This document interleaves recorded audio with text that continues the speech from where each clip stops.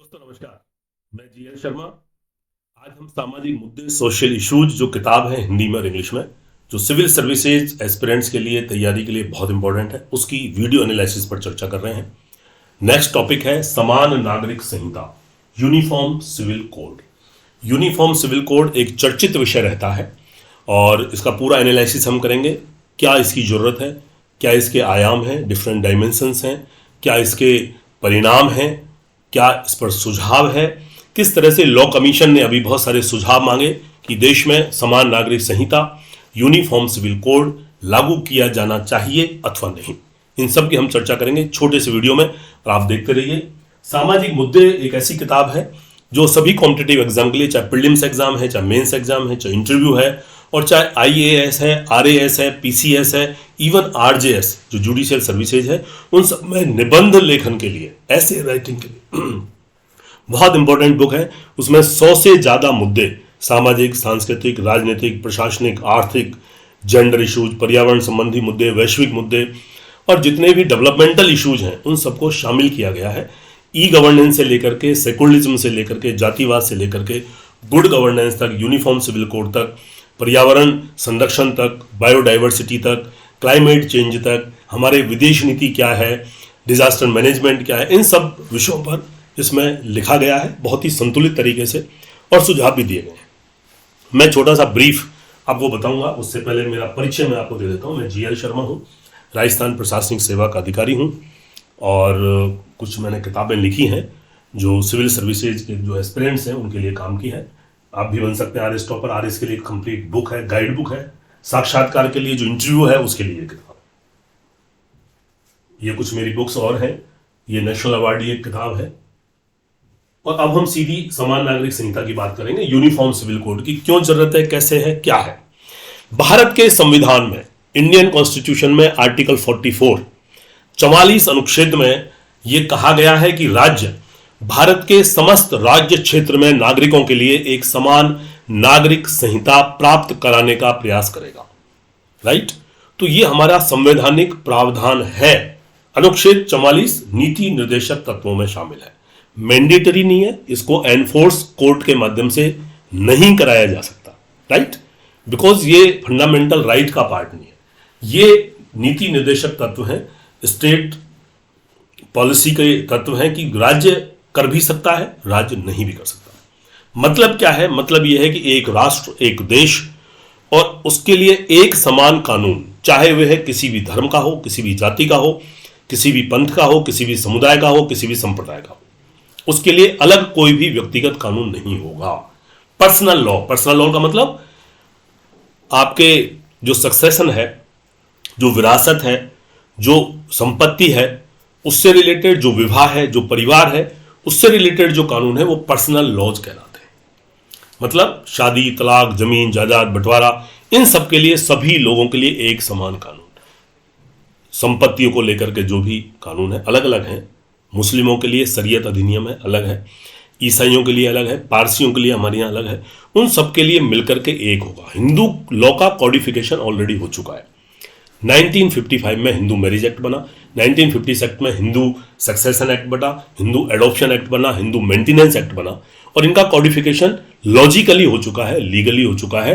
जो पहले हिंदू लॉ मिताक्षरा और दाय भाग जो जीमूत वाहन और विज्ञानेश्वर ने लिखे थे 14वीं 15वीं शताब्दी में, उनसे गवर्न होता था। अब वो पर्सनल लॉ खत्म करके कॉडिफाइड कर दिया है, संसद ने कानून बना दिया है, उसके माध्यम से अब आगे बढ़ती है। लेकिन मुस्लिमों में, ईसाइयों में, पारसियों में, सिखों में अलग अलग, जैसे सिखों में आनंद मैरिज एक्ट है, पारसी मैरिज एक्ट अलग है, मुस्लिम में शरीयत मैरिज एक्ट, मुस्लिम विवाह अनुच्छेद विच्छेद अधिनियम अलग है। इस तरह से इनमें अलग अलग है। तो सब एक कॉडिफाइड लॉ में आए और आगे बढ़ें, उससे देश उन्नति करेगा, देश प्रगति करेगा। इसी तरह का एक 2-3 निर्णय जो सुप्रीम कोर्ट के वो बहुत महत्वपूर्ण है, जिनकी चर्चा हम करेंगे आगे। और उन निर्णयों में ये कहा गया कि देश में समान नागरिक संहिता लागू करने की आवश्यकता है। एक केस हुआ शाह बानो का केस 1985 में, दूसरा केस हुआ सरला मुदगल का केस 1995 में, और एक केस और हुआ अभी जिसमें ट्रिपल तलाक का केस उसको कहा जाता है। सुप्रीम कोर्ट ने कहा कि देश में समान नागरिक संहिता लागू किए जाने की नितांत आवश्यकता है और उस पर हम चर्चा यहां पर करेंगे किस तरह से अनुच्छेद 44 की क्या रिलीवेंसी है और बेसिकली यूसीसी का कॉन्सेप्ट क्या है। क्या हम व्यक्तिगत तौर पर इसको लागू कर सकते हैं, क्या हम सामूहिक तौर पर इसको लागू कर सकते हैं, क्या हम संपत्ति और उसके तौर पर हम लागू कर सकते हैं। 3 चीजों की यहां पर व्याख्या यहां पर करेंगे, बहुत ही ब्रीफ में हम करेंगे। वैसे आपको पता ही है कि ऐतिहासिक पृष्ठभूमि क्या है। हमको आपको पता है कि 1835 में एक रिपोर्ट पेश हुई थी जब हमारा देश ब्रिटिश भारत था, और उस रिपोर्ट के माध्यम से कहा गया था कि हिंदू और मुसलमानों के व्यक्तिगत कानूनों में एक रूपता रखे जाने की आवश्यकता है। यानी उस समय भी ये जरूरत महसूस की गई थी कि डिफरेंट हमारे यहाँ जो सेक्ट्स हैं, जो पंथ हैं, जो संप्रदाय हैं, उन सब में एक रूपता लाने की आवश्यकता है, लेकिन कमोबेश नहीं हो पाया।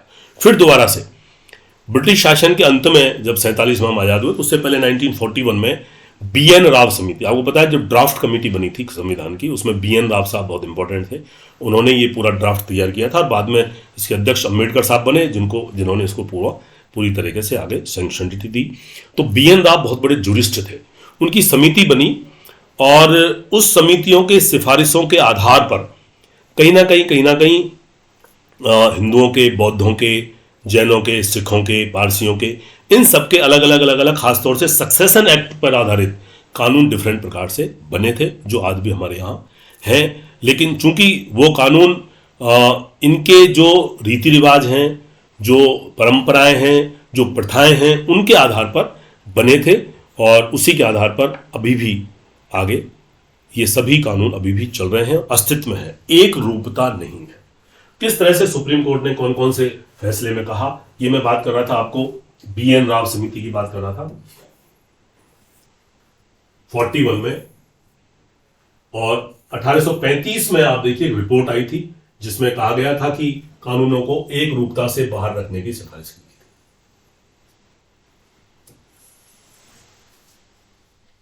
उसके बाद 2-3 इंपॉर्टेंट केसेज हैं, शाह बानो मामला, सरला मुदगल केस, और उसके बाद में ट्रिपल तलाक का केस भी है,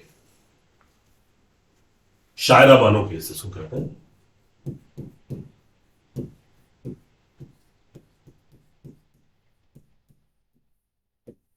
शायरा बानो का जो मामला है वो ट्रिपल तलाक का कहलाता है, और सुप्रीम कोर्ट ने बहुत स्पष्ट मैंडेट दिया कि सरकार को देश में समान नागरिक संहिता लागू करने की नितांत आवश्यकता है, क्योंकि विश्व में बहुत सारे देश हैं जो पंथ निरपेक्ष देश हैं जहां पर समान नागरिक संहिता है ऑलरेडी। फ्रांस है, ब्रिटेन है, अमेरिका है, ऑस्ट्रेलिया, बांग्लादेश में भी है, तुर्की है, सूडान है, मिस्र है, ये मुस्लिम देश भी शामिल हैं।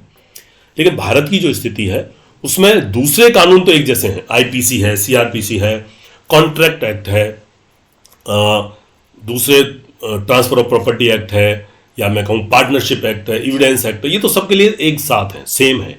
लेकिन जो व्यक्तिगत कानून है, एक साथ कानून है, वो नहीं है। अभी राज्यों में आपको पता है मोटर व्हीकल एक्ट भी 2019 में आया, सभी राज्यों में समान रूप से लागू हो गया।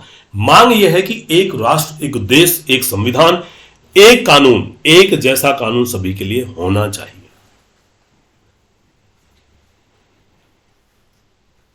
ये मैं बात कर रहा था आपकी, विदेशों में बहुत सारे देश हैं जहां पर समान नागरिक संहिता ऑलरेडी लागू है। ये एक कुछ एग्जाम्पल्स हैं खाली, इसके अलावा बहुत सारे देश।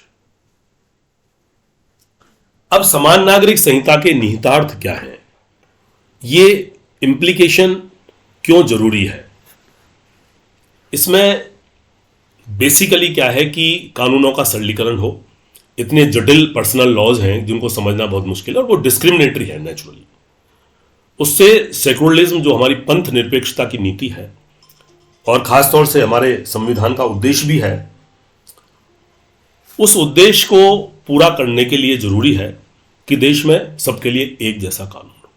एक जैसा कानून होगा तो हम एज ए सेकुलर कंट्री बहुत आगे बढ़ेंगे, सभी को जेंडर इक्वलिटी मिले, सभी को सोशल जस्टिस मिले, और खासतौर से जो संवेदनशील वर्ग है, चाहे वो महिलाएं हैं, चाहे दूसरे डाउन ट्रोडन लोग हैं, जो बहुत ही समाज के अंतिम पायदान पर बैठे हुए हैं, उनको भी मुख्य धारा में आने का मौका मिले। ये बहुत सारे उद्देश्य हैं जो ये बात को कहते हैं कि देश में समान नागरिक संहिताएं लागू होनी चाहिए। लेकिन हमारे इस कॉज में, इस एम्स में बहुत सारे चैलेंजेज हैं, बहुत सारी चुनौतियां हैं, और चूंकि बहुत सारे कानून जम्मू कश्मीर के अलावा सब पे लागू होते थे, जम्मू कश्मीर अब यूनियन टेरिटरी बन गया है, और उसमें बात यह है कि किस तरह से हम इन कानूनों को, जब समान नागरिक संहिता देश में लागू होगी, तो कैसे किस प्रकार से हम उनमें जो धार्मिक और जो सेगमेंटल, जो ट्रेडिशनल, जो परंपरागत और जो प्रथागत जो कानून है और जो धर्म आधारित जो कानून है, उनके बीच में, धार्मिक भावनाओं के बीच में और कानून के बीच में कैसे बैलेंस कर पाएंगे। This is the challenge and this is the herculean task. तो किस तरह से क्या बाधा आएगी, क्या हमारा जो आर्टिकल 25 है, जो स्पेशल धर्म को मानने की, प्रचार की और विश्वास की, आस्था की स्वतंत्रता दे रहा है, और आर्टिकल 14 है जो समानता की व्याख्या करता है, तो क्या इस तरह से हम जब समान नागरिक संहिता लागू करेंगे तो कहीं इन अनुच्छेदों का वॉयलेशन तो नहीं होगा, कहीं इन अनुच्छेदों पर हम आगे बढ़ने में कहीं कोई दिक्कत तो नहीं होगी। तो ये सब जो लोकहित की बातें हैं, जनहित की बातें हैं, लोकतंत्र, चूंकि विश्व का सबसे बड़ा लोकतंत्र तांत्रिक देश भारत है, अभी चुनाव हुए 4 राज्यों में, बड़ा फेस्टिवल हुआ, लोकतंत्र का महोत्सव हुआ, सबने आगे आगे भाग लिया, चढ़ के बढ़ के। तो इस तरह से इनको किस तरह से पर्सनल लॉज को कैसे कॉडिफाइड किया जाए, कैसे संहिताबद्ध करें कि ये जो डिस्क्रिमिनेशन है ये खत्म हो और सब एक साथ बाधा मिटे। और इसमें बहुत सारे सुझाव हमने यहाँ पर दिए हैं, आप इस स्लाइड का स्क्रीनशॉट लेकर के आप देख सकते हैं, और इससे हम देश में समान नागरिक संहिता लागू कर पाने में सक्षम हो सकते हैं।